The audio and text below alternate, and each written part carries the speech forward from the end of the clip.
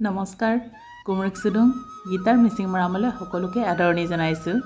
আজি আপোনালোকৰ মাজলৈ মই কেঁচা আমৰ চাটনি ৰেচিপি আনিছোঁ। আশা কৰিছোঁ সকলোৱে ভাল পাব। চাটনি বনাবৰ বাবে মই কেঁচা আম এটা লৈছোঁ। একেবাৰে কলি কোমলীয়া আম ল'ব নালাগে, কলি আম ল'লে পেটৰ অসুখ হয়। মই মিক্সি ব্যৱহাৰ কৰিম। নিজৰ সুবিধা অনুযায়ী মিক্সি, পটাগুটি বা খুন্দনা যিকোনোতেই বনাব পাৰে। এনেদৰে আমখিনি সৰু সৰুকৈ কাটি লৈছোঁ। কেঁচা জলকীয়া দিছোঁ, আদা দিছোঁ, নহৰু দিছোঁ, জোখমতে নিমখ দিছোঁ আৰু পদিনাৰ পাত।